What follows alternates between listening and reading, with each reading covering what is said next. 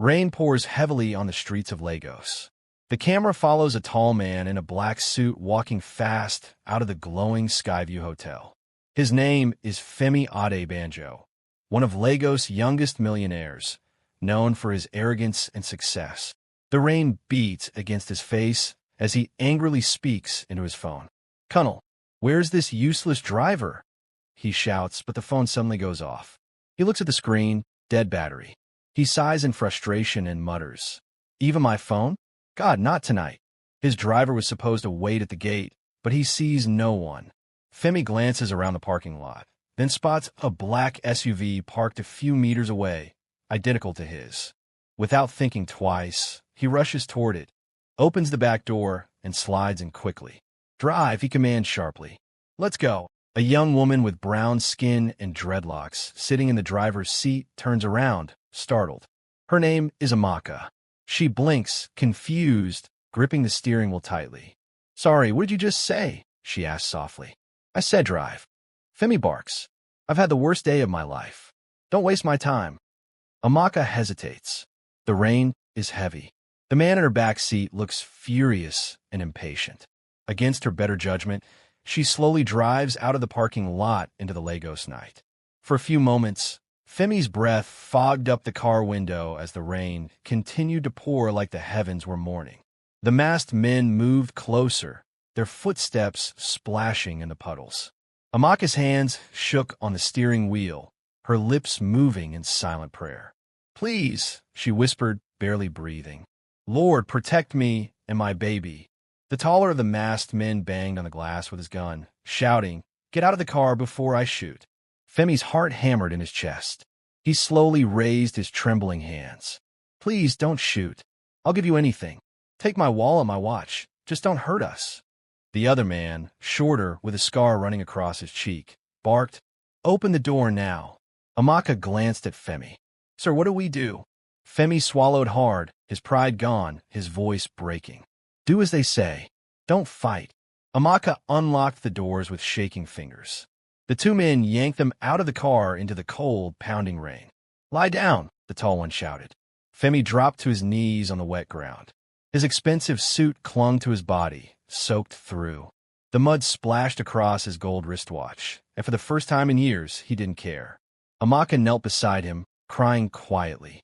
The tall man pointed the gun at Femi's head. "You think you're better than everyone, eh? Look at you now, Oga. I don't even know you." Femi shouted back, desperate. "Please, just take the car." The shorter one leaned closer to the driver's side, peering into the SUV. "There's a baby seat inside," he said with a smirk. "You get baby too?" "That's not mine," Femi shouted. "It's her car." The tall robber turned to Amaka, his voice rough. "Whose baby seat is that?" Amaka swallowed hard. "It's for my daughter. She's 2 years old. Please, I beg you." The tall robber froze for a moment. His hand trembled slightly. The other man noticed. "What's wrong?" he asked, confused. The tall man's voice softened unexpectedly. "Nothing.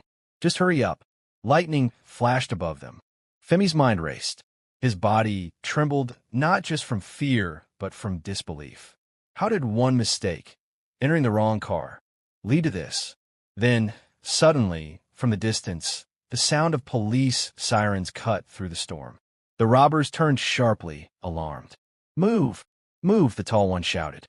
They grabbed Amaka's handbag and Femi's wristwatch before bolting into the nearby alley. Femi collapsed on the ground, gasping for air. The sound of the sirens grew louder. Amaka crouched beside him, still crying. "Are you okay, sir?" He looked at her. This woman he had yelled at just minutes ago.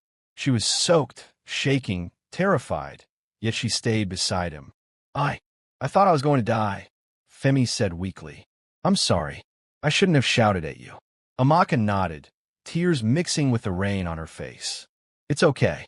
We're alive. That's what matters." The police car arrived, blue and red lights flashing against the wet asphalt. 2 officers jumped out, guns drawn, scanning the street. "What happened here?" one asked. Femi struggled to his feet. "We were attacked. They ran into that alley," he pointed. The officers sprinted off, and for a moment, only silence remained. The rain, the flashing lights, and 2 strangers who had just survived together. Femi stared at Amaka, his voice low. You saved my life. If you hadn't driven when I told you to, we might have still been at the hotel when those men came. She looked down, her hands trembling. Maybe God wanted you in the wrong car for a reason. Those words hit him deeply. He looked at her again, a poor, struggling young woman who risked her life out of fear and obedience, and something in his heart shifted. He took a deep breath, rain still falling softly now. What's your name again? He asked. Amaka, she replied quietly. Amaka, he repeated as if memorizing it. You don't know this yet, but after tonight, your life will never be the same. Lightning cracked above, illuminating their faces, one of wealth, one of struggle, two lives that had just collided by accident, or maybe fate.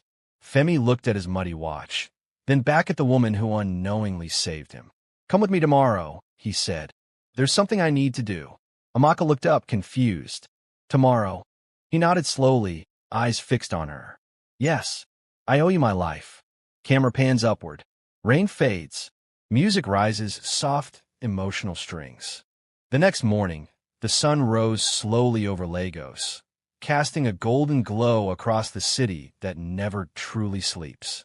The night's rain had washed the streets clean, but Femi Adebanjo's mind was far from calm. He sat in his mansion's dining room, still hearing the echoes of gunshots, the pounding of rain, and Amaka's trembling voice saying, maybe God wanted you in the wrong car for a reason.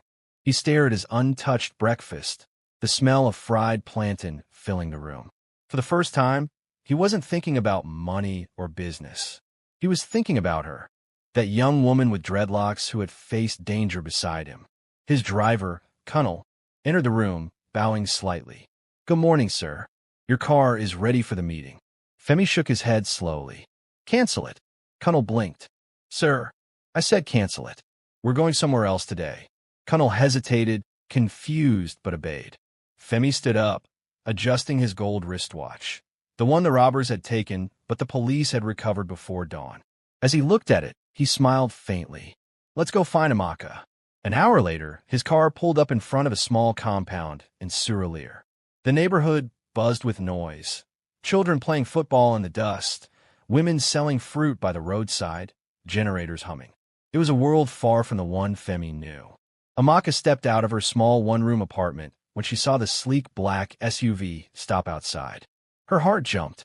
She wiped her hands on her wrapper nervously as Femi stepped out, dressed neatly but humbly today. No suit, no arrogance.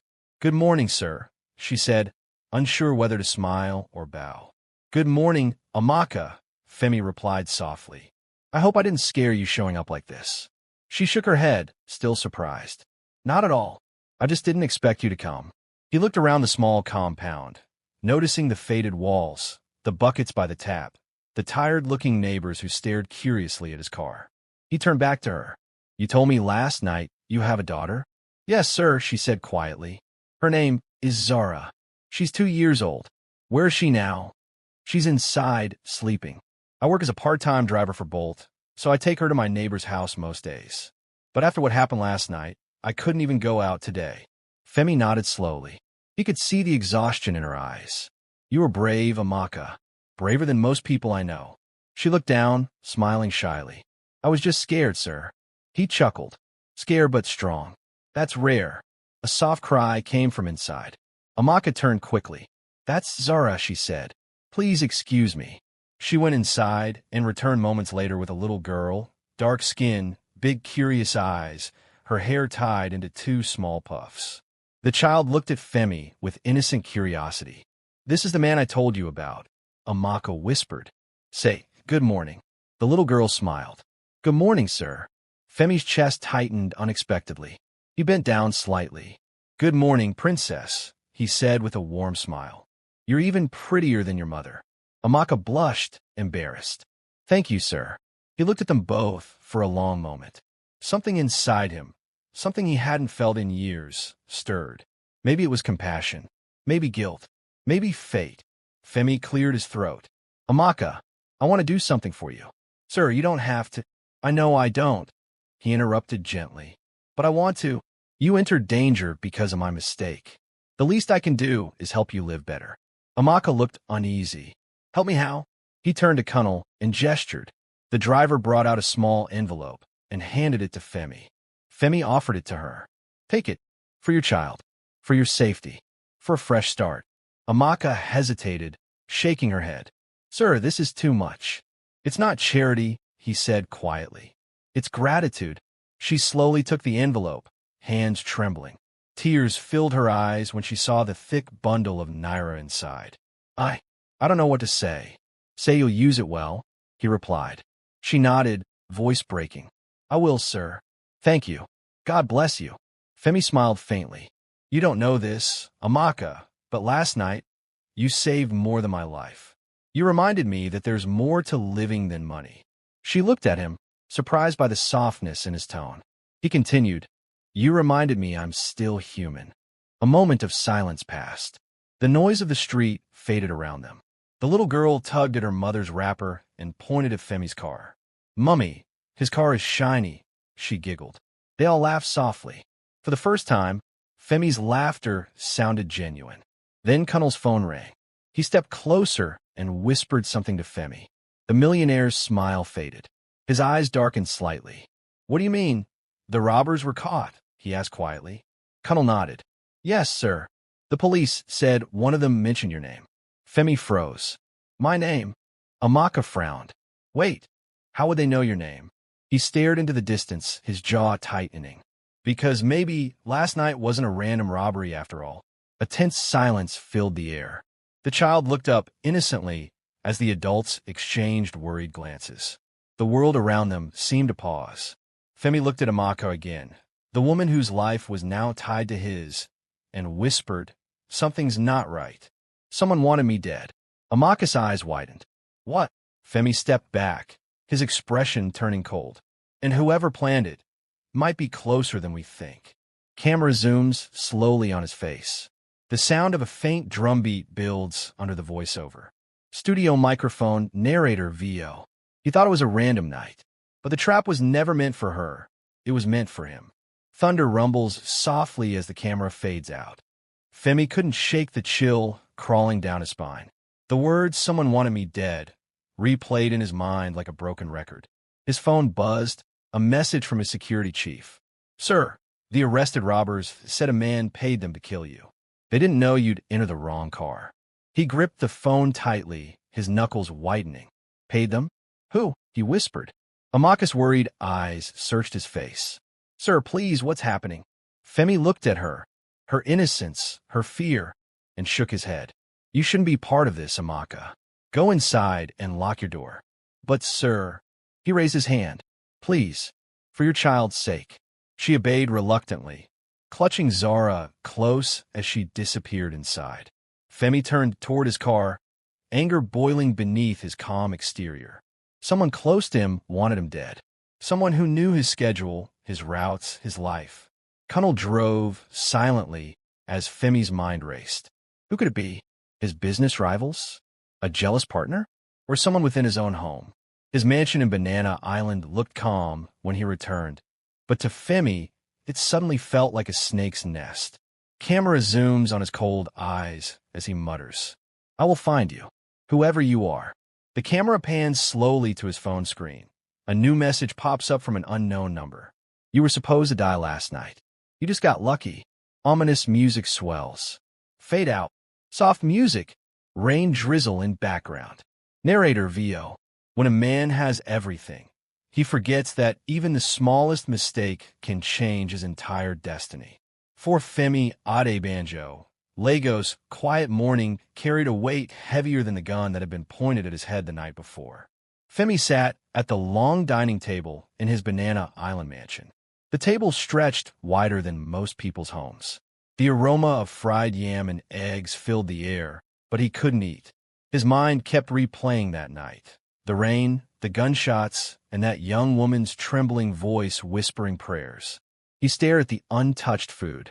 The silence was loud, too loud for a man used to people around him. For the first time, his wealth felt useless. The butler entered quietly. Sir, your driver is waiting outside. Your meeting with the investors is in 1 hour. Femi waved his hand dismissively. Cancel it. The butler blinked in confusion. Cancel, sir. Femi stood slowly, adjusting his wristwatch, the same one that had been ripped from his arm during the attack, but returned by the police before dawn. He looked at the watch like it was no longer a symbol of wealth, but a reminder of survival. Cancel everything, he said again. I have somewhere else to be today. Outside, his black Range Rover gleamed under the morning sun. Lagos was alive, horns blaring, hawkers shouting, the smell of roasted corn mixing with diesel. Colonel, his driver, glanced at him through the mirror as they drove. Sir, we're not heading to the office? Femi shook his head. We're going to Suralere. Colonel almost missed the break.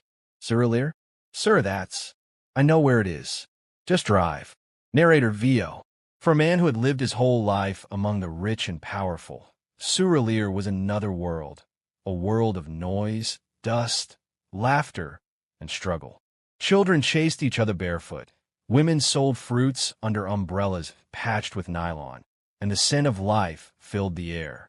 When Femi's SUV stopped in front of a small compound, people stared. Some whispered. Some pointed. Amaka came out, wiping her hands on her wrapper, surprised to see the same man she thought she'd never meet again.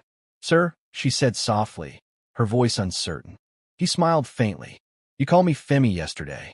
Why the sir now? She smiled nervously. Because you're standing like someone who owns half of Lagos. He laughed, the first real laughter in days. Not half, maybe just a small piece. She giggled quietly, then turned serious. I didn't expect you to come here. He looked around the compound, the cracked walls, the broken tap where kids fetched water. I came to thank you, he said. You risked your life for a stranger. She shook her head. I didn't do anything special. You did, he said firmly. You stayed. When you could have run. At that moment, a small voice called from inside. Mummy. Amaka turned and smiled. That's my daughter, Zura. She's awake. Femi's expression softened. Can I meet her? She hesitated for a moment, then nodded. Moments later, she returned with a little girl. 2 years old, chubby cheeks, eyes shining with innocence.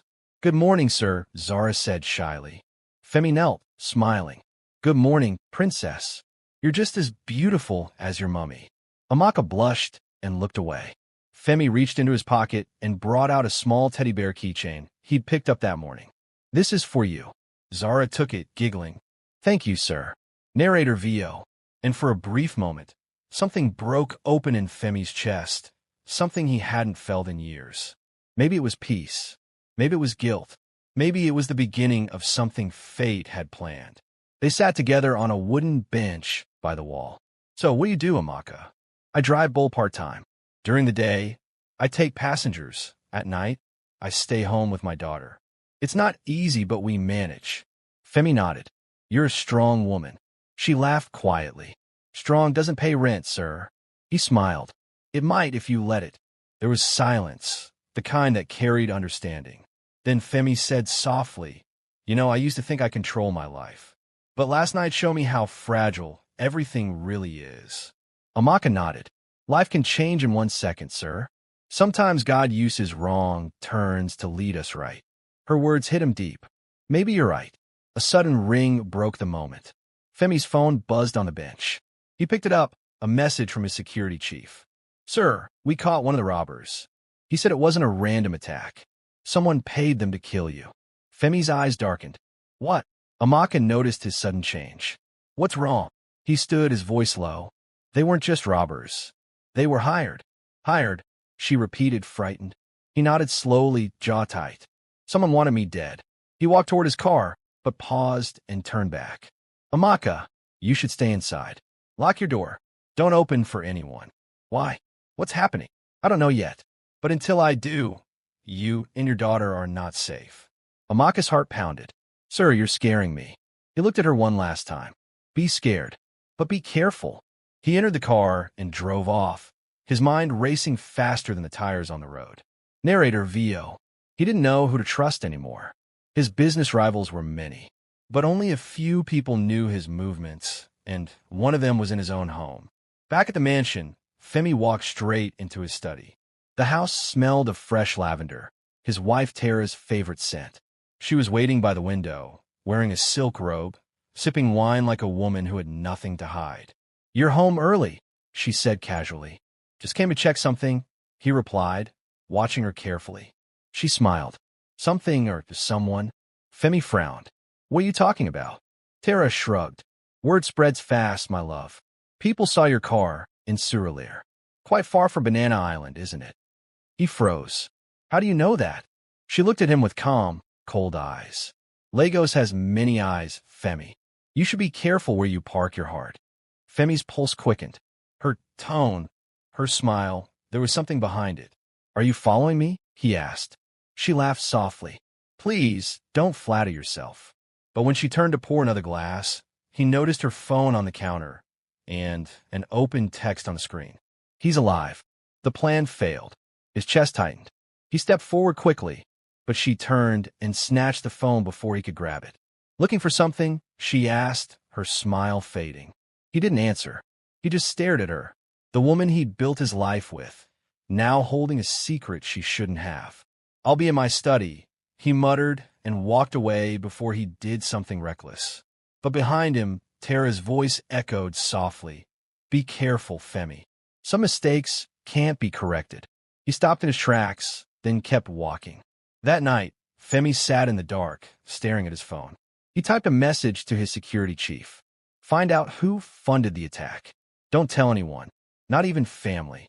As he hit send, another message popped up from an unknown number. "You were supposed to die last night. You just got lucky." His heart skipped.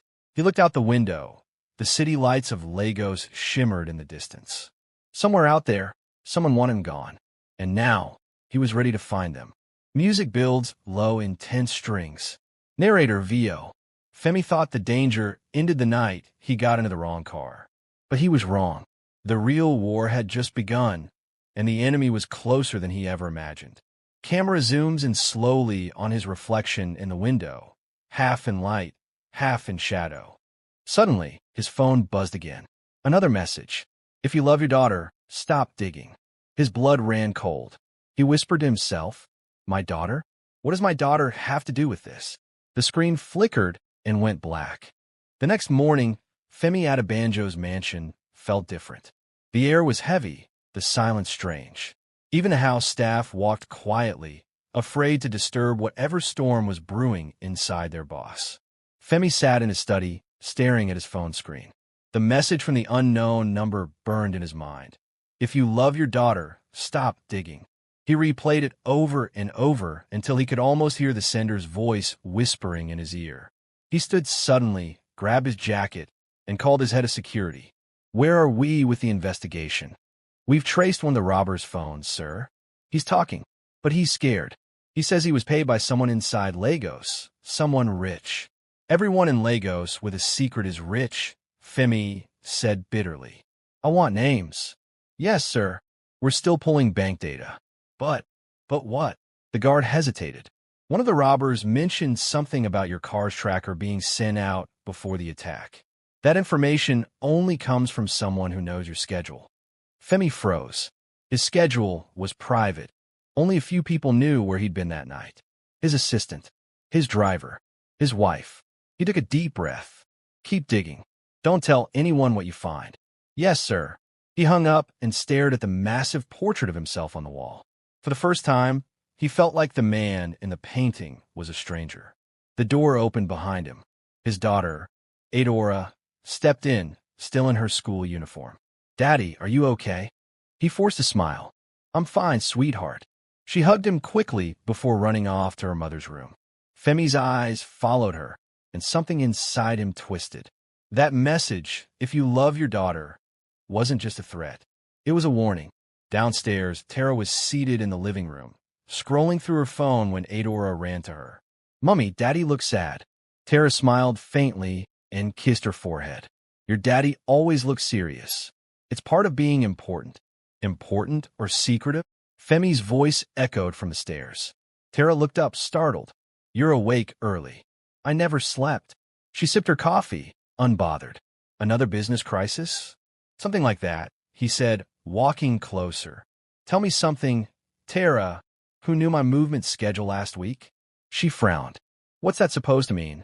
"Answer the question." Your assistant, Cunnel, me, the usual people. Why? Because someone used that information to plan my death. Her hand froze midair. What?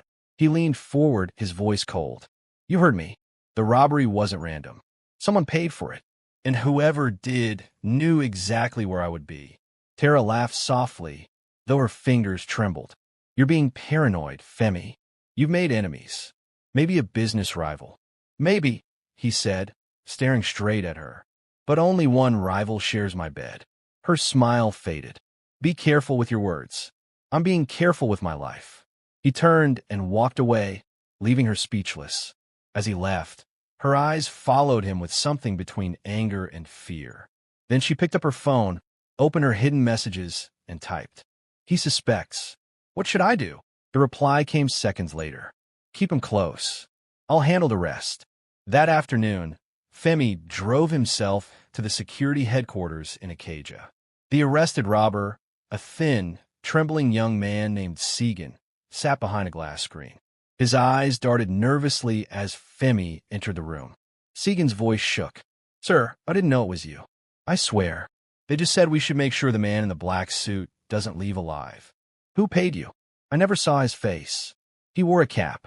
But he had money, sir. Plenty of it. Said it was personal, not business. Did he give a name? Segan hesitated, then whispered. He said the money came from inside. Inside where? Inside your house. Femi's breath caught. My house? Yes, sir. I heard him say your wife's name once. Tara. The world seemed to tilt. Femi gripped the table, eyes wide. You're sure? Segan nodded quickly. I swear, sir. That's why I'm talking now. I don't want to die for another man's wife's problem. Femi stood abruptly and stormed out. His heart pounded as his world began to crumble piece by piece. Tara, the woman he built everything with. Could she really be behind it? He returned home late that evening. The house was quiet again, too quiet. Tara sat by the window, pretending to read a book. How was your meeting? She asked without looking up. Enlightening, he said. I learned that sometimes the people who smile the most hide the deepest knives. She looked up, her expression calm. Is that supposed to mean something? Maybe. He sat across from her, staring like a man who had seen the end of the world. Tell me, Tara, if you want to hurt me, how would you do it? She blinked. Why would I want to hurt you? Because love doesn't last forever. Sometimes it turns into hate. She laughed softly, standing up. You've been reading too many crime novels. But when she walked away, he noticed her phone vibrating on the couch. A message appeared briefly before the screen dimmed. Tomorrow. Same place. He's breaking. Femi grabbed the phone, but the message disappeared, deleted instantly. He clenched his fist, breathing hard. Later that night, his daughter was asleep, and the mansion was quiet again. Femi stood in the corridor outside Tara's room, listening to her on call. Her voice was soft, but every word stabbed him. Yes, he doesn't suspect fully yet. I told you I can handle him. There was a pause. No, don't come to the house. It's too risky. I'll send you the details in the morning. His hand trembled against the door. A cold, heavy truth settled in his chest. The woman he loved was plotting against him. He stepped back slowly, his face pale. Then his phone buzzed again. Another message from the same unknown number. You're not supposed to be listening, Femi. You're supposed to be dead. His heart stopped. He turned instantly. The hallway was empty. But faintly from downstairs, he heard the sound of the front door closing. He rushed down, calling out, Who's there? No answer. Just the echo of his voice in the vast marble hall. He checked the security feed on the monitor. The last camera showed a shadowy figure slipping through the gate. He zoomed in, but the footage glitched and froze on one frame. A black-gloved hand holding a phone with the same unknown number displayed on its screen. The next morning, Femi didn't go to work. He sat in the car outside a small cafe in Ikoyi, meeting with his private investigator, Bode, a man with a sharp eye and a sharper mind.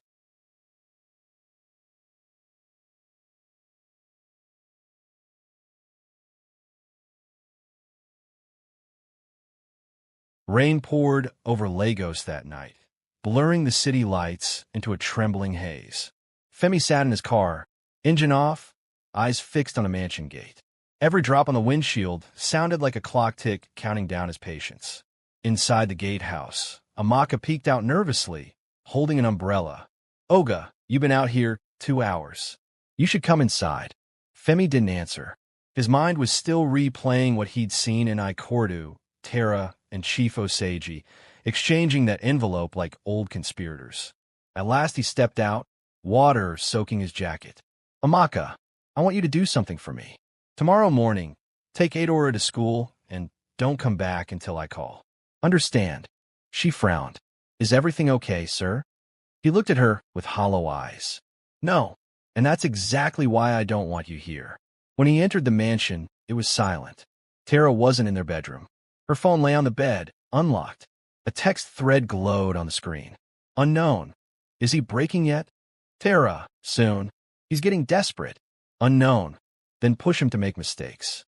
Once he's alone, we finish it." Femi's chest tightened. He took photos of the messages and pocketed the phone. Then he opened his laptop and called Bode over encrypted video. "Bode, I need confirmation of everything you found." "Sir, I double-checked the transfer.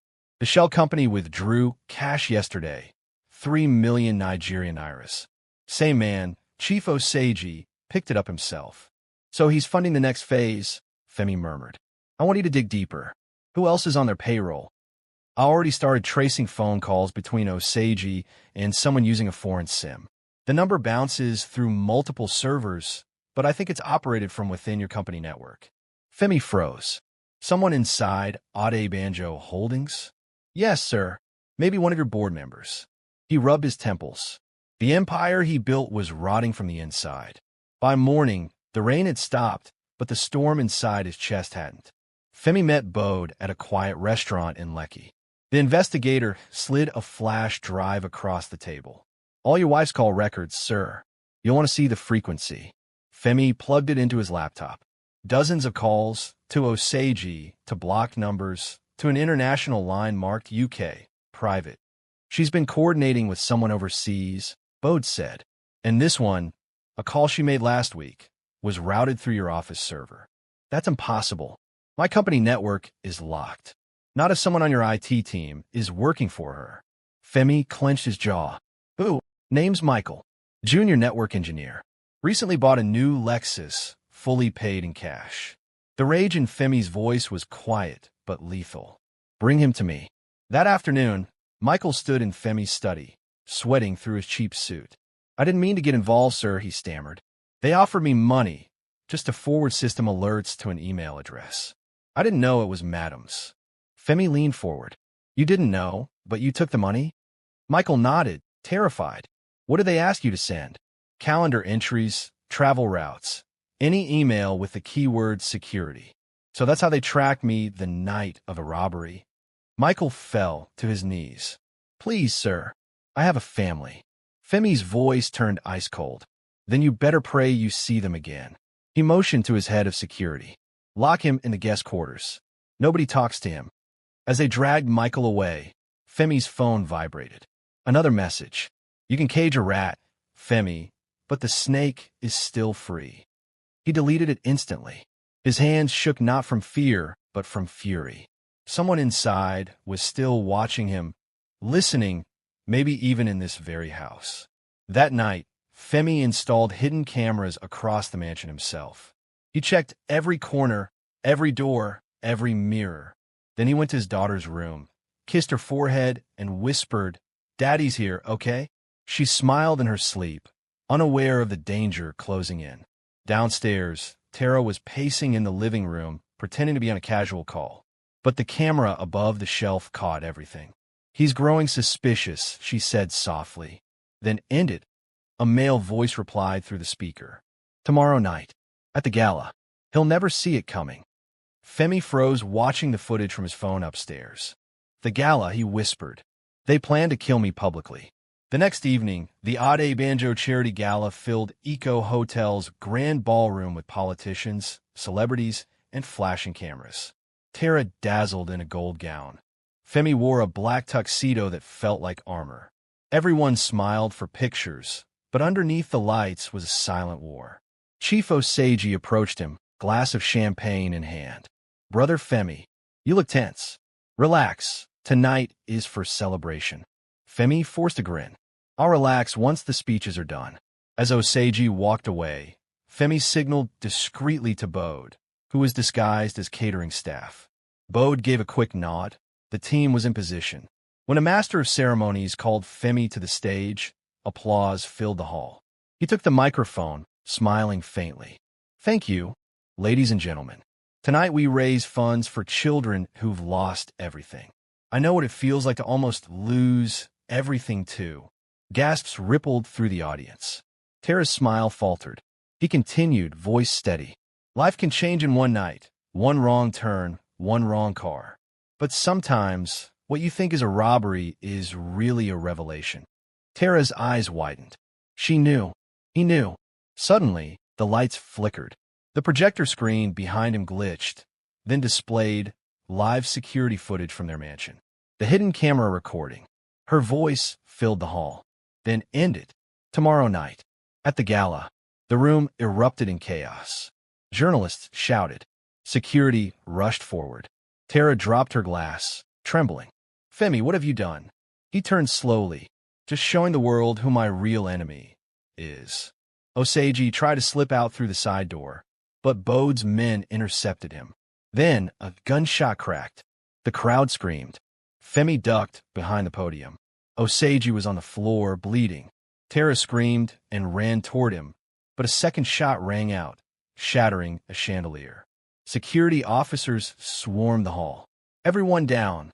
When the lights stabilized, Osagie was dead, and Tara was gone. Outside in the parking lot, a black SUV sped away. Through the tinted glass, Tara wiped her tears, gripping a phone. You told me no one would die tonight, she hissed. The voice on the other end replied calmly. Osagie failed. We adapt. You'll get your share once Femi is finished. I can't go back there, she shouted. You don't have to. He'll come to you. He always does. The line went dead. Back inside, police surrounded Femi. Sir, we need your statement. He nodded, eyes fixed on Osagie's body. They killed him to clean up evidence. She's running now, but she's not alone. Bode approached quietly. We traced the shooter's vantage point, rooftop opposite the hotel. Found a phone there. Same number that's been texting you. Femi's stomach dropped. Did you unlock it? Bode handed it over. The wallpaper froze him in place. A family photo. Himself, Tara, and Adora, taken last year on vacation. Whoever was behind the phone had been inside his life all along.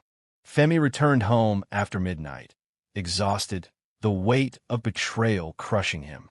As he stepped into his study, he found an envelope on his desk. No one had been home, except maybe the ghost of his trust. He opened it. Inside was a single photo, Amaka and his daughter, sitting in traffic earlier that morning. Scrawled in red ink across the photo were the words, You protected the wrong people. Femi's breath caught.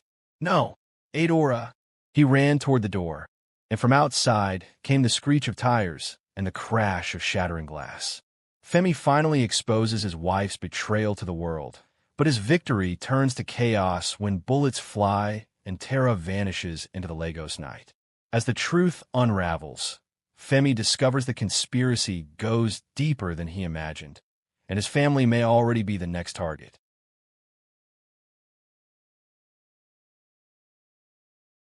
The sound of the crash still echoed in Femi's mind long after he stumbled out of the house. His feet splashed through puddles as he ran toward the front gate. A black SUV was smoking against the fence, its front smashed beyond recognition. The driver's door hung open, swinging slowly in the night wind. Amaka, he shouted. Adora. There was no reply. He tore open the back door. Empty. The smell of gunpowder lingered faintly in the air. A bullet hole pierced through the headrest. His heart dropped.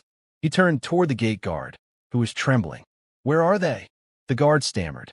Sir, I saw them drive out just 10 minutes ago. 2 cars follow behind. Then, gunshots. I called you, but you didn't pick. Femi's phone was still upstairs. His throat tightened. You didn't follow them? The man looked down. They had rifles, sir. Femi's fist slammed into the hood of the car. Get out of my sight. He climbed into his Range Rover, slammed the door, and sped into the night. His hands shook on the steering wheel, his breath ragged. He called Bode. They've taken Adora and Amaka. They crashed near the gate, but they're gone. Bode's voice snapped awake. Where are you now? Heading toward Third Mainland. If they're running, they'll take the old bridge out of Ikoyi. Don't go alone. Wait for backup. I can't wait. Femi, listen to me. But Femi ended the call. He was already gone. The highway lights streaked past as he drove like a man possessed. Each second felt like an eternity. He replayed everything. The gala, the messages, Tara's betrayal. Now they had his daughter, his only reason to live. The phone rang again. Unknown number. He hesitated, then answered. A distorted voice spoke. You want your daughter back? Where is she? You should have died when you were supposed to. Tell me where she is. Come alone. Leave your phone. If we see police, she dies. The line cut. Femi screamed into the darkness, pounding the steering wheel. You cowards! He pulled over and sat in silence for a moment, trembling. His world had fallen apart, but not his will. He tossed his main phone out the window, grabbed a backup device from the glove box, and texted Bode from a hidden number. They have Adora. Trace any calls from unknown line to my old number. I'm going after them. Then he drove again, faster, reckless, desperate. Meanwhile, across town, Tara sat in a dimly lit apartment, eyes red from crying. Her hands shook as she scrolled through messages on a burner phone. You failed, the same unknown sender wrote. It wasn't me, she replied. I never wanted the girl hurt. Intentions don't matter. The deal changed. He dies tonight, and so does anyone protecting him. Tara stared at the screen, heart racing. Who are you really? She typed. No reply. She threw the phone across the room and broke down in tears. She had wanted revenge, to destroy Femi's power, not to destroy her own child's life. In her fury, she never realized the person she trusted most, Chief Osagi's secret partner, had used her all along. Femi's car screeched to a halt outside an abandoned shipping yard near Apapa port. The place was quiet, dark, and eerie, just the hum of generators in the distance. He stepped out, flashlight in one hand, gun in the other. Adora! His voice echoed, swallowed by the night. Then, faintly, he heard it, a child sob. He followed the sound, running between old containers, his flashlight beam trembling over rusted metal. He turned a corner and froze. Amaka was tied to a chair, bleeding from a cut on her forehead. Her lips trembled as she saw him. Sir, they took her. I tried to stop them. He rushed to untie her. Where is Adora? They drove off. 2 men. They said something about the boss waiting at mile 2. Femi clenched his jaw. You're coming with me. She grabbed his arm. No, sir. They're watching. They'll kill her if they see you with anyone. I can't leave you here. You have to. Go. Her voice cracked. Please. Save her. He hesitated, then knotted his throat tight. He handed her a small pocket knife. If anyone comes back, fight. Then he ran, vanishing into the shadows. As soon as he left, Amaka exhaled shakily, and her phone buzzed in her pocket. A message appeared on the screen. You played your part well, Amaka. Now disappear. Her blood ran cold. Femi sped toward mile 2, tires screeching across the wet road. The night smelled of rain and fear. Ahead, he spotted headlights parked near an old warehouse. He turned off his lights and parked at a distance. Through his binoculars, he saw 2 armed men guarding a van. Then he saw her, Adora, in the back seat, hands bound, crying. His heart shattered. He reached for his gun and stepped out, creeping through the shadows. Every move was calculated, every breath a prayer. When one of the guards turned away, Femi moved fast, striking him from behind with the butt of his gun. The man fell silent. He grabbed the fallen man's rifle and aimed it at the second. Let her go, he shouted. The man spun, firing wildly. Bullets sparked off metal. Femi ducked behind a crate, returning fire. The second guard fell. He ran to the van, opened the door, and pulled Adora into his arms. Daddy, she cried. It's okay, baby. I've got you. He lifted her out and started running toward his car. But just as they reached the road, a pair of headlights blazed in front of them. A black sedan blocked their path. Tara stepped out. Get in the car, she said quietly. Femi froze. You? Her eyes were swollen, her voice broken. Please, Femi. If they see me with you, they'll kill us all. Just get in. Adora clung to her father, terrified. Mummy. Tara nodded weakly. It's me, baby. Please, let's go. Femi hesitated. Why should I trust you now? Because I know who's behind all this, she whispered. And it's not me anymore. Before he could reply, another engine roared nearby. A convoy of SUVs emerged from the dark. Get down, Femi yelled. Bullets ripped through the night, hitting the ground around them. Tara screamed, pulling Adora into the car. Femi returned fire, ducking low. Drive! Tara slammed the accelerator, tires screeching as they sped through the rain. The pursuers followed, gunfire lighting the night sky. Femi reloaded his weapon. Who are they, Tara? They call him the broker, she shouted. He runs everything from behind the scenes. He used me to destroy you, but now he wants you both dead. Where is he? I don't know, but he has men everywhere. Police, drivers, even your guards. Femi looked back. The SUVs were closing in. Then we ended tonight. He leaned out the window, firing at the nearest car's tire. It spun out, crashing into a wall. Another one followed close behind. Tara swerved sharply, smashing through a fence and into an alley. We can't outrun them, she cried. Femi pointed ahead. Go to the church, the one near Bode. We'll be safe there. She nodded, turning sharply onto the expressway. Adora sobbed quietly between them. Daddy, are we going to die? He grabbed her hand. Not while I'm breathing. They reached the church, dark and abandoned. Femi ushered them inside. He bolted the doors, breathing heavily. Tara collapsed onto a pew, shaking. I didn't want this, she whispered. Oseji said it was just business. I didn't know they'd try to kill you. Femi's voice was low and cold. You knew enough to ruin me. I was angry, she said, tears streaming. I thought you were cheating. I wanted to hurt you, not destroy everything. Femi's anger faded into silence. We don't have time for forgiveness. We need to survive. Outside, the sound of engines grew louder again. He looked at her. Take Adora and hide in the confession booth. What about you? I'll buy us time. Tara's eyes widened. No, go. She obeyed, dragging Adora away. Femi crouched behind the altar, gun ready. The church doors burst open. Armed men stormed in. He fired once, twice. One fell, another retreated. But there were too many. Bullets shattered the stained glass windows. Femi ducked behind a pillar, reloading. Then silence. Footsteps echoed slowly. A tall figure stepped into the candlelight, wearing a dark suit and gloves. His voice was calm, chilling. Mr. Adebanjo, he said, you caused me quite a bit of trouble. Femi aimed his gun. You must be the broker. The man smiled faintly. Names don't matter. Only results. Femi's voice hardened. You took my daughter. The broker tilted his head. Correction, I borrowed her. You took something from me first. Now we settle debts. Femi fired. The broker dodged, disappearing behind the pews. Then, from the confession booth, a scream. Adora! Femi turned, too late. Smoke filled the air, and by the time he reached the booth, it was empty. Tara lay on the floor, gasping. They took her again. Femi's gun fell from his hand. No! A single phone buzzed beside her. He picked it up. A message glowed on the screen. You can have your daughter back if you come alone to the island. Tomorrow night. After the shocking gala tragedy, Femi's world collapses again when his daughter is kidnapped.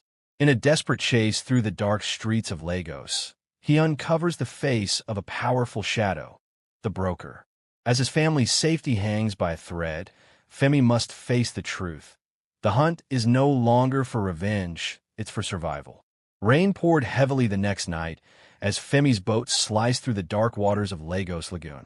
Lightning flashed in the distance, briefly revealing the silhouette of an island. The message had been clear: come alone. Bring no police. No tricks. He had left everything behind, even his phone, just as instructed. The only thing he carried was a small gun tucked beneath his soaked jacket, and the will to bring his daughter home or die trying. The storm howled like a wounded beast, waves slapping against the boat as he drew closer. The island wasn't on any map, just an abandoned private estate used years ago by smugglers and oil traffickers. Now it was a place of ghosts. Femi's flashlight cut through the mist as he reached the rickety wooden dock.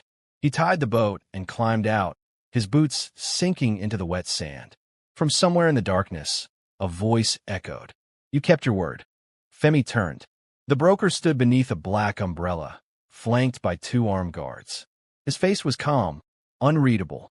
"Where's my daughter?" Femi demanded. The broker smiled faintly. "She's safe. For now. Bring her out.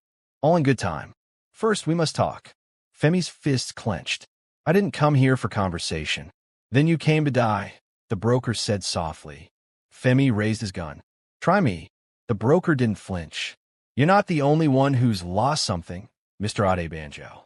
You built your empire on blood and betrayal. Now, the ghosts you buried are returning."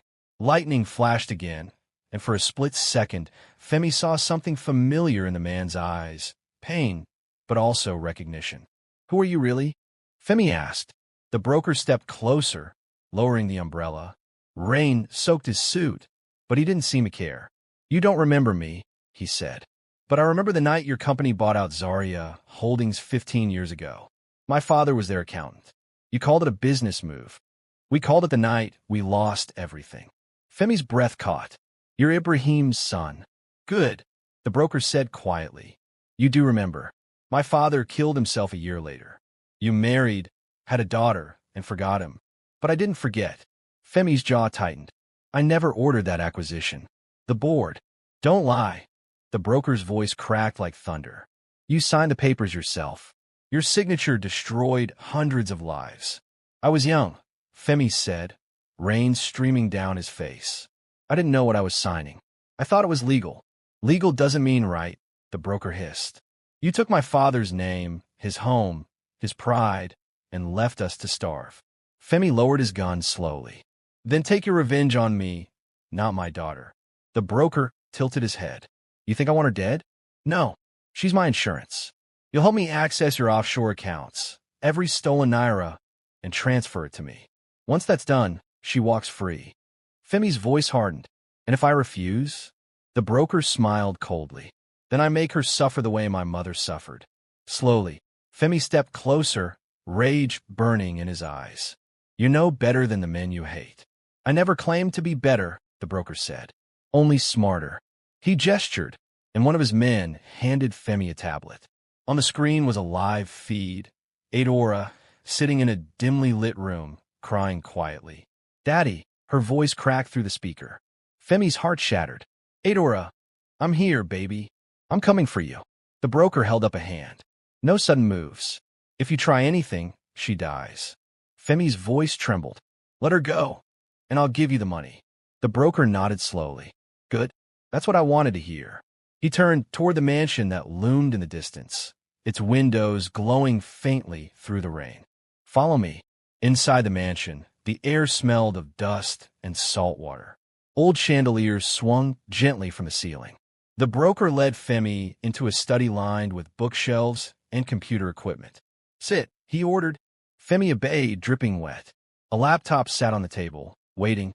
"You'll log into your offshore accounts and transfer 7 billion Nigerian nairas to the address I provide," the broker said. Femi smirked faintly. "Nigerian naira 7 billion won't bring your father back."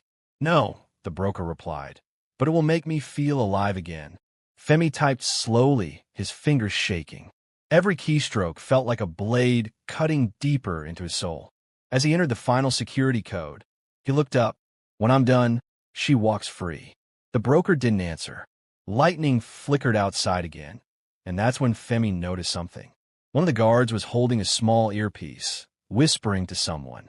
The broker wasn't listening to Femi. He was waiting. "Who are you talking to?" Femi asked. The broker's smile returned. "You really think this ends here?" Before Femi could react, gunfire erupted outside. The windows shattered. "Down!" Femi dove behind the desk as bullets ripped through the study. The broker grabbed the laptop and ducked behind pillar. "You brought backup, didn't you?" "I didn't," Femi shouted over the noise. "Someone followed us." The broker motioned to his men. "Kill them all." Chaos exploded. Femi crawled toward the door, grabbing a fallen guard's weapon. He fired blindly through the smoke. The air was filled with the stench of gunpowder and blood. Outside, more vehicles screeched onto the island. Black SUVs marked with the insignia of the Lagos Tactical Unit. Bode stepped out, rifle in hand. Femi, drop your weapon. Bode. Femi's eyes widened. How did you? Bode's face was grim. Tara told me everything. I traced the signal. We're here to end this. The broker's voice echoed from inside. You shouldn't have come, officer. Now everyone dies. Grenades rolled across the floor. Explosions shook the mansion. Femi was thrown backward, crashing into a wall. The lights went out. Through the ringing in his ears, he heard faint sobs. Adeora's voice through a speaker. Daddy, help me. He struggled to his feet, bleeding from a cut on his forehead. Adeora, hold on. He stumbled into the corridor, flames licking the walls. The air was thick with smoke. He followed the sound of her voice, kicking open doors until he found a stairway leading down. At the bottom, a steel door, half open. He stepped inside and froze. The room was filled with monitors showing live security feeds of the entire island. And there, sitting in a chair with a gun to her head, was Adeora. Behind her stood the broker. I warned you, the broker said, his voice low and deadly. Now, you'll lose what you love most. Femi's voice broke. Please don't do this. The broker pressed the gun closer to Adeora's head. Say goodbye. Femi raised his weapon, tears streaming down his face. But before he could pull the trigger, another gunshot rang out. The broker staggered backward, dropping his gun. He turned, eyes wide with shock. Tara stood in the doorway, her hands trembling, the smoking pistol still in her grip. You took my husband, she said softly. You won't take my daughter too. The broker fell to the ground, blood pooling beneath him. Femi rushed forward, grabbing Adeora and holding her tightly. It's okay, baby. You're safe now. Tara fell to her knees, sobbing. I'm so sorry, Femi. For everything. Femi looked at her, speechless. We'll go home. Together. But just as they turned toward the exit, another explosion rocked the room. The flames surged through the hallway, swallowing everything in orange light. Femi shielded Adeora as debris rained down. Tara screamed. And then, silence. When the smoke cleared, only the faint sound of waves could be heard. The broker was gone, his body missing. In the distance, a single boat sped away from the island. A faint figure stood at the bow, wounded but alive. The broker's voice echoed faintly through the static of a nearby radio. This isn't over, Adebanjo. Not until you lose everything like I did. Femi stared out at the dark water, Adeora clinging to him. He knew then, this war had only begun. The storm reaches its peak as Femi confronts the broker on a mysterious Lagos island. Old sins resurface, family bonds are tested, and bullets rain in a fiery showdown. But when the smoke clears, one truth remains. The past never dies. The morning after the island burned, Lagos woke to headlines that shocked the entire city. Mysterious fire on private island. Billionaire industrialist missing. Police suspect criminal link. Femi stared at the newspaper in disbelief as he sat in a safe house deep in Lekki. Adeora was asleep on the couch beside him, wrapped in a blanket. Tara sat across the room, her eyes red and swollen from tears. Bode entered, closing the door behind him. You should have stayed in hiding, Femi. Half the police force thinks you started that fire. Femi looked up slowly. And the other half, they think you're dead. Good, Femi said quietly. Let's keep it that way. Bode dropped a file on the table. We recovered this from what's left of the island servers. Whatever this broker is running, it's massive. Offshore accounts, dummy companies, even politicians tied to his name. Femi flipped through the papers. So he's not just after me. He's after the entire system. Exactly. He's moving money through every oil deal, every construction project, every contract your company ever touched. He used you as the face while he stayed invisible. Femi leaned back, thinking, that means someone inside gave him access. Bode nodded grimly. Someone close to you, maybe even in your own house. Across the room, Tara shifted uncomfortably. You think one of your guards? Femi interrupted. No, it has to be higher. Someone with clearance to company accounts. Bode opened another file. There's one name that keeps popping up, Tunji Okoro. Your financial director. Femi frowned. Tunji's been with me for 15 years. He was at my wedding. Then he had plenty of time to sell you out. Silence filled the room. Femi rubbed his temples, exhausted. Where is he now? Bode exhaled. He vanished 2 nights ago. His house is empty.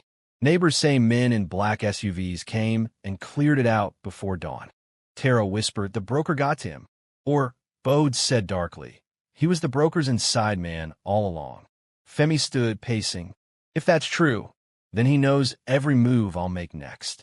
Bode placed a hand on his shoulder. Then we changed the rules. We play his game our way. Later that night, Femi drove alone through Ikoyi, stopping outside the charred remains of his former office. The building still smelled of smoke. His company name, Adebanjo Group, was half burned off the marble sign. He stood in the rain, staring at what used to be his empire. Years of work gone in a night. From behind him, a voice said, "You shouldn't be here." He turned sharply. It was Amaka, the maid who had once helped him rescue Adora. She stepped forward, her face pale. They're watching this place. You're walking into their trap. Femi's eyes narrowed. Whose trap? She hesitated. The broker's. He's rebuilding his network. Tunji's in charge now. They call it Phase 2. Phase 2 of what? Amaka looked around nervously. Elimination. Anyone loyal to you. Your security chief, your accountant, even your driver, gone. They've started cleaning house. Femi's jaw tightened. How do you know all this? I worked for them, after the island, she whispered. They promised me protection. But now they want me dead, too. Femi's eyes softened. Then you're safer with me. Help me stop him. Amaka shook her head. You don't understand. The broker is still alive. I know, he said quietly. I saw the boat. She stepped closer. He's planning something bigger. Something involving the government contracts your company used to control. He wants to expose everyone. Make Lagos burn from the inside. Then we end it before it starts. Hours later, Femi, Bode, and Amaka met in a small cyber cafe on the mainland. The hum of generators masked their voices. Bode tapped on a laptop, tracing a digital trail of encrypted messages. This IP address, Bode said, has been active since last night. It's routing through 6 countries, but every signal bounces back to one spot, Eco-Atlantic. The new development zone? Femi asked. Exactly. The broker's rebuilding his empire right under everyone's nose. Amaka added quietly, he's hosting a private event there tomorrow night. The relaunch of your company under a new name. Femi's eyes darkened. He's using my name to fund his crimes. Not just yours, Bode said grimly. The guest list includes 3 senators, a governor, and 2 foreign investors. So if we crash the party, Femi said, we get proof. Bode nodded. And maybe end this once and for all. Amaka glanced between them. But be careful. Tunji will be there. He's not the same man anymore. The next evening, the skyline of Eco-Atlantic glittered like gold. Music, champagne, and expensive laughter filled the air as black cars lined the entrance of a new glass tower marked the future initiative. Inside, Tunji Okoro stood on stage in a designer suit, smiling for the cameras. Tonight, he announced, we celebrate the rebirth of progress, transparency, and power. Applause filled the hall. Behind him, screens displayed images of oil rigs, contracts, and billions of naira worth of investments. What the audience didn't know was that every one of those investments was stolen money. From the shadows near the balcony, Femi watched through binoculars. He wore a dark jacket, his face hidden beneath a cap. Bode whispered through his earpiece, targets in position, guards everywhere. You got 5 minutes before the press conference ends. Femi adjusted his grip on the camera hidden in his sleeve. Once we get the data, we go straight to the EFCC office. No delays. Amaka's voice came through softly. Be careful. I think Tunji suspects something. Below, Tunji paused mid-speech. His eyes scanned the crowd slowly, then locked on the balcony. Femi froze. Tunji smiled faintly, then raised his champagne glass. To those who thought they could destroy me, I hope you're watching. The lights in the building flickered, then went out completely. Bode cursed through the radio. Power cut. It's a setup. Gunfire erupted in the dark. Femi dove behind the railing, bullets whizzing past. Guests screamed and scattered as armed men stormed the hall. Through the chaos, Femi saw Tunji escape through a side door, flanked by security. "I've got eyes on him," Femi shouted. He jumped from the balcony, hitting the floor hard but rolling back to his feet. He pushed through the panicking crowd, chasing Tunji down a corridor lit only by emergency lights. "Tunji," he shouted. Tunji stopped halfway, turning slowly. "You just don't know when to die, do you?" Femi aimed his gun. "Where's the broker?" Tunji smirked. "Closer than you think." Suddenly, glass shattered behind Femi. A figure stepped through the smoke, tall, limping slightly, his face half-burned but unmistakable. "The broker." Femi's eyes widened. "You?" The broker's voice was cold. "You destroyed my family once. Now, you'll watch yours fall." Before Femi could move, the broker raised a small detonator. "You're standing in a building filled with gas lines," he said softly. "And I only need to press one button." Tunji backed away. "Wait, you said—" The broker turned on him. "You served your purpose." He pressed the button. The explosion ripped through the building, glass and steel raining down. Femi was thrown backward as flames roared through the corridor. His ears rang, his vision blurred. Somewhere in the distance, sirens wailed. He crawled toward the exit, blood on his face, coughing. Outside, Bode dragged him to safety as the tower collapsed behind them. "Where's Tunji?" Bode shouted. Femi coughed hard. "Dead, or worse." Amaka's voice trembled over the radio. "The broker, he's gone. He escaped through the west tunnel." Femi stared at the burning tower, the fire reflecting in his eyes. "Then we hunt him, no matter where he hides." As flames lit the Lagos skyline, one thought echoed in his mind. The game isn't over. It's only just begun.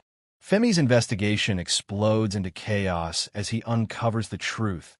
The broker is alive, and one of Femi's oldest friends has betrayed him. When the towers of Lagos erupt in flames, Femi vows to end the game once and for all. The city hadn't slept in days. The explosion at Eco Atlantic dominated every news station. Commentators debated. Police denied. Politicians disappeared. And in a hidden compound in Bode, Femi watched it all unfold on a small TV screen. The world thought he was dead. The broker made sure of that. Bode entered quietly, setting a file on the table. "You should eat, boss." Femi didn't look up. His eyes were fixed on the news ticker. Tunji Okoro's body found. Authorities suspect industrial terrorism. Femi muttered, "Industrial terrorism. That's what they're calling justice now." Bode sat beside him. "We traced the broker's latest movement. He's planning to release a list. Names of every politician involved in the offshore deals. But there's something worse." Femi turned slowly. "Worse? He's using your wife's name." Femi's breath caught. "Tara." Bode opened the file. All the old records of the Adebanjo Holdings' first investors. Someone used Tara's maiden identity, Tara Lawal, to launder money through offshore charities. The same charities now funding the broker's operation. Femi's voice cracked. "That's impossible. Tara was in school when I started those accounts." Bode hesitated. "Unless she wasn't who you thought she was." That night, Femi went to the room where Tara sat quietly, holding Adora in her arms. The generator hummed outside. The only light came from a candle flickering between them. "Tara," he said softly, "we need to talk." She looked up, eyes weary. "What now, Femi? Haven't we been through enough?" "I found something," he said, setting the file down. "And I need the truth. Who were you before we met?" Her silence stretched long. The candlelight trembled against her face. At last, she whispered, "You wouldn't believe me if I told you." "Try me." Tara exhaled shakily. "My real name isn't Tara Lawal. It's Tariro Ibrahim." Femi froze. "Ibrahim." "Yes," she said, her voice breaking. "The broker's sister." The world seemed to stop. The generator outside sputtered. The candle nearly died. He stared at her, disbelief etched into every line of his face. "You're telling me the man who tried to kill me, his sister is my wife?" Tara's tears fell. "He wasn't like this before, Femi. He was kind, protective. After our father's death, he lost everything, and he blamed you. He made me promise to get close to you, to spy, to report everything. So our marriage. At first, yes, she whispered. It started as revenge. But then, I fell in love with you. Femi's chest rose and fell heavily. You used me to destroy my life. I saved you, she cried. You'd be dead if I hadn't warned Bode. I tried to stop him, Femi, but once he started, there was no going back. He turned away, shaking his head. So the woman I loved was the broker's weapon. Tara stood, desperate. Please believe me. I didn't know he'd take Adora. I didn't know he'd kill anyone. Femi's voice dropped low, dark. You brought him into my home, into my company, into my life. Tara fell to her knees. I'm not asking for forgiveness. I'm asking for a chance to make it right. Adora stirred awake, whispering Daddy. Femi looked at his daughter's sleepy eyes, the only innocent piece of both their worlds. He knelt beside her, brushing her hair gently. Go back to sleep, baby. Daddy's here. Then, to Tara, his voice hardened. You want a chance to make it right? Help me find him. Tara nodded slowly. I can. By dawn, the trio was on the road again. Bode drove while Tara sat beside him, typing coordinates into a laptop. The broker's main relay, she explained, is hidden under an abandoned government facility in Apapa. He used it years ago for his father's shipping business. That's where he stores all the blackmail files and backup data. Femi stared out the window, the Lagos skyline shrinking behind them. And you think he's there now? No, she said softly. But whoever he left in charge will be. As they neared Apapa port, the smell of salt and diesel filled the air. Rusted containers lined the road like forgotten tombs. Bode parked beside a derelict warehouse. This place looks like hell, he muttered. Tara's eyes flicked to a keypad by the gate. Access code 1017. My brother's birthday. The gate creaked open. Inside, rows of servers glowed in the dark, humming quietly. Dozens of screens displayed faces, names, transaction records. It wasn't just blackmail. It was a war chest. Femi approached one monitor showing his own name. Next to it, a list of accounts, passwords, and transactions. Every move he'd made for 20 years. He whispered, He's been watching me since the beginning. Tara said quietly, He watches everyone. Suddenly, one of the monitors flickered. The broker's face appeared, smiling faintly. Hello, family. Tara gasped. No, you didn't think I'd let you sneak in without saying hi, did you? The broker said. Toriro, you disappoint me. I gave you everything, and now you betray me for him. Tara stepped forward. This isn't about you or me anymore. It's about Adora. Adora, the broker chuckled. A beautiful name. Shame she'll grow up without parents. The screens blinked red. A countdown appeared. 9 minutes and 58 seconds. Bode shouted. It's a self-destruct trigger. Shut it down. Femi yelled. Tara typed furiously. He's encrypted it. I can't override without his key. 7 minutes and 42 seconds. The floor began to rumble. Sparks flew from the servers. Femi grabbed Tara's wrist. We have to go. Tara pulled free. Not yet. If we leave, all his data vanishes. This is our only proof. Bode cursed. We'll die with the proof if you don't move now. 3 minutes and 55 seconds. Tara's hands trembled as she typed one final code. If I reroute the connection to my old laptop, maybe 2 minutes and 10 seconds. Do it, Femi yelled. The lights flickered. The countdown paused, then resumed. 1 minute and 59 seconds. Tara turned, eyes wide. It didn't work. Then we go. Femi grabbed her arm, pulling her toward the door. They ran through the smoke and sparks as the servers exploded behind them. Outside, they dove behind a truck as the entire building erupted in flames, debris flying like shrapnel. Bode coughed, waving away the smoke. Everyone okay? Femi nodded, breathless. Tara. She didn't answer. He turned. She was lying on the ground, bleeding from her side, a piece of metal lodged in her ribs. Tara. Femi shouted, kneeling beside her. She smiled weakly. At least we stopped him. Femi's voice broke. Don't talk. Stay with me. She touched his face. Promise me. You'll protect Adora. I promise. Her hand fell away. Her eyes closed.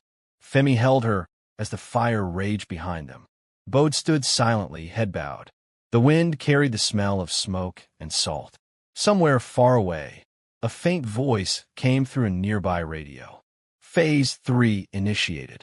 Femi's eyes opened, full of fury. He's still alive. The rain didn't stop for 2 days in Lagos. It felt like the sky was trying to wash the city clean of all the blood, all the lies. Inside an abandoned printing warehouse on the mainland, Femi sat alone on a broken chair, Tara's wedding ring clutched in his hand. He hadn't slept. He hadn't spoken. Bode paced behind him, watching the door. "Boss, you need rest." Femi's voice was low, almost lifeless. "I'll rest when he's buried." "Phase 3, Bode muttered, shaking his head. "We still don't know what it means. Every contact I have is either dead or hiding." Femi finally looked up. His eyes were red but sharp. "He's not just trying to destroy me anymore, Bode. He wants to burn the entire system." Bode frowned. "The system? The politicians, the businessmen, the contractors, everyone who played the game. He's going to expose them all live in front of the whole country." Bode swallowed hard. "Ow!" Femi dropped the ring onto the table with a soft clink. "The Independence Gala. It's tomorrow night. Every major name in Lagos will be there. He'll hijack the media feed and leak every file." Bode's eyes widened. "That'll cause chaos. Riots. Military intervention." "Exactly," Femi said coldly. "He wants collapse. He wants anarchy. And I won't let him win." By nightfall, they were on the move. The city lights reflected off the wet streets, and thunder rolled far above. Bode drove a stolen van through 3rd Mainland Bridge while Femi loaded his gun silently. Each bullet felt heavier than the last. Each one a promise. Bode glanced at him. "You sure you're ready for this?" Femi didn't answer. He just stared into the dark skyline, whispering, "He took everything from me. I'm going to take it all back." Meanwhile, across town in Victoria Island, the broker stood on a rooftop balcony overlooking the city. He wore a tailored black suit, his hands resting on the rail. Next to him, a young woman adjusted her earpiece, Zara. Femi's heart would have stopped if he'd seen her. Her hair was braided tightly, her face cold. The innocence she once had was gone. The broker smiled faintly. "You did well, Zara. Lagos believes Femi Adebanjo is dead. Now we show them the truth." Zara's jaw clenched. "You lied to me. You said you'd free my mother." The broker turned to her, his smile fading. "Your mother made her choice. I simply finished her story. Now finish mine." Zara looked down at the flash drive in her hand. "And if I don't?" He stepped closer, his voice calm but terrifying. "Then you'll join her." She swallowed hard. "You're a monster." He smiled again. "No, my dear. I'm a mirror. The world just doesn't like what it sees." The gala at Eco Convention Center gleamed like a dream. Politicians, business magnates, celebrities, all dressed in white and gold. The national anthem echoed through the hall as TV cameras broadcast live across the nation. Femi and Bode slipped in through the service entrance, disguised as technicians. Their earpieces buzzed. "Security is tight," Bode whispered. "We've got maybe 15 minutes before someone notices." Femi scanned the crowd. His pulse raced. "He's here somewhere. I can feel it." They moved through the corridors until they reached the control room. Inside, rows of screens showing every corner of the hall. And on the main monitor, a digital timer counting down. 14 minutes and 57 seconds. Bode cursed. "He's syncing the leak to the live broadcast." "Kill the feed," Femi ordered. As Bode began typing, static filled the speakers. Then a voice. "Femi, I see you made it." Femi froze. "He's watching us. You really think you can stop the truth? You're part of the corruption, Femi. You built your empire on blood and silence." "Where's Zara?" Femi demanded. "Safe. For now. She's more loyal than you think." Femi's knuckles turned white. "If you hurt her, You'll what? Kill me? I've already won. The files go live in less than 15 minutes. Lagos will burn tonight, and your name will burn with it." The voice faded into laughter, then static. Bode's eyes darted across the screens. "He's inside the network. We can't stop it from here. We have to find his transmitter." "Where?" Femi snapped. Bode pointed. The roof. That's where he's broadcasting from. They stormed up the stairwell, the sound of their footsteps echoing through the marble walls. Outside, the rain poured harder, lightning flashing across the skyline. On the rooftop, they found him, the broker, standing under the downpour, laptop open, cables connected to a massive antenna. Zara stood a few meters away, holding the flash drive, trembling. Femi shouted through the rain, "Stop this, Ibrahim!" The broker turned, smiling faintly. "Ah, the dead man returns. You killed my wife. You ruined everything." The broker tilted his head. "No, Femi. I exposed everything. You, the government, the corporations, you're all the same disease. I'm the cure." Femi raised his gun. "You know cure. You're just another kind of rot." Lightning flashed, and the broker pulled out his own pistol. Zara screamed, "Stop it, both of you!" But neither man listened. They fired. 2 shots echoed through the storm. The broker stumbled, clutching his chest. Then Femi fell to one knee, blood spreading across his arm. Zara dropped the flash drive, running between them. "Stop, please." The broker coughed, blood on his lips. You could have ruled the world, Femi. But you chose love. Weakness." Femi gritted his teeth, stepping closer. "Love is what makes us human." The broker smiled faintly, then pressed a button on his wristwatch. The laptop began to beep. 59 seconds. Bode shouted, "It's armed. He's going to detonate the transmitter." Femi grabbed Zara's hand. "Run." They sprinted toward the stairwell as lightning split the sky. Behind them, the roof exploded in fire and rain, the shockwave tearing through glass and steel. Zara screamed as debris fell. Femi shielded her with his body, rolling onto the cold, wet concrete. When the smoke cleared, only silence remained, broken glass, twisted metal, and a flickering laptop half buried in rubble. Bode limped toward them, coughing. "You two alive?"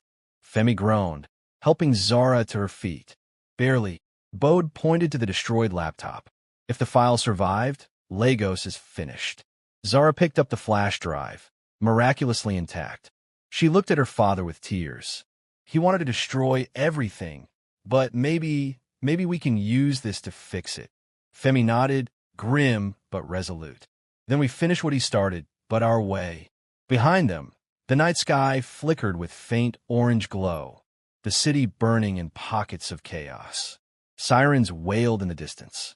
Femi whispered, "Tomorrow, we tell the truth. All of it."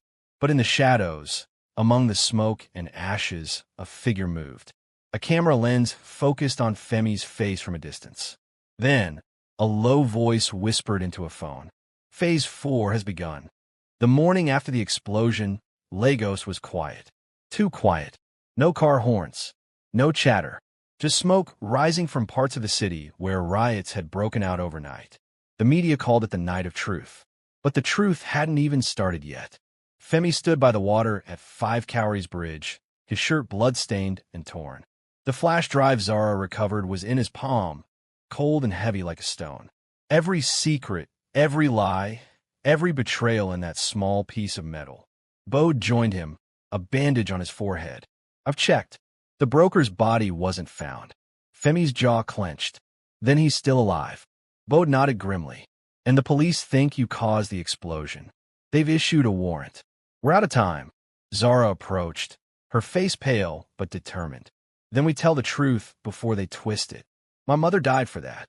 Femi looked at her, really looked at her, and saw not the scared little girl from before, but a woman forged by fire. "You're right," he said softly. "We end it today." By noon, the 3 of them were deep inside the wreckage of Femi's old office tower, the one that burned down months before when everything began. The walls were cracked. The smell of ash lingered. But in the basement, behind a false wall, Femi still had one last secret. A private broadcast hub, designed years ago for corporate security. It was old, but still functional. Zara plugged the flash drive into the main console. "If I decrypt this, the files will upload straight to every major station. No filters, no edits." Bode shook his head. "Once it's out there, there's no going back. You'll burn every bridge you ever built." Femi said quietly, "Good. Some bridges deserve to burn." The system hummed to life. The screen flashed with lines of code as the data transferred. Zara typed rapidly. Almost there. 70% decrypted. Then, the monitor flickered. A face appeared on screen. You didn't really think I'd let you use my work against me, did you? The broker's voice. Cold. Smirking. He was alive. Femi's blood ran cold. Where are you? Closer than you think. A nearby elevator pinged open. Bode spun around, gun raised. From the darkness, two men stepped out, then a third, then him. The broker, dressed in black, a bullet-wound bandaged, but eyes full of fire. You should have stayed dead, Femi. Femi stepped forward. So this is phase 4, killing what's left of your own family? The broker smiled faintly. Phase 4 isn't about killing. It's about rebuilding. But first, we must erase everything that came before. He gestured toward Zara. Give me the drive, and maybe she lives. Zara tightened her grip. You're not taking it. The broker sighed. You really are your mother's daughter. Stubborn to the end. He nodded, and his men opened fire. Bullets shattered glass. Sparks burst from the computers. Bode dove behind a pillar, firing back. Zara, get down. Femi shouted. She crawled behind the desk, clutching the drive as gunfire ripped through the basement. One of the broker's men dropped. Another fell screaming. But then, Bode cried out, clutching his side. Bo! Femi yelled. Bode gasped, blood pooling beneath him. Finish it, boss. Femi's rage erupted. He grabbed a fallen rifle and charged forward, slamming the broker against a wall. You destroyed my life, he shouted, fists hammering. The broker laughed through blood. I gave your life meaning. They struggled, fists, elbows, fury. The laptop behind them sparked wildly, the upload bar hitting 95%. Zara screamed, It's almost done. The broker tore free, grabbing a metal pipe from the floor and swinging it across Femi's back. Femi stumbled, but didn't fall. He turned, eyes blazing. Forterra, he whispered, and drove the pipe straight into the broker's chest. The man gasped, falling backward into the flickering light. His hand reached out weakly toward the laptop. You think you win, but once the truth is out, none of you will survive it. Then he went still. Zara rushed to Femi's side. It's at 99%, wait. The lights surged, then everything went black. Femi's heart stopped. No. The generator kicked back in. The monitor flickered. Upload complete. Across Lagos, screens changed. TVs, phones, billboards, even the big screen in Balaga Market. Every file, every transaction, every face. The whole city froze as names scrolled across the screen. Politicians, CEOs, military officers. Every secret exposed. By nightfall, chaos swept the streets again. But for the first time, it wasn't confusion, it was clarity. People saw the rot for what it was. Femi sat outside the ruins, holding Bode's hand as the man breathed weakly. You did it, Bode whispered.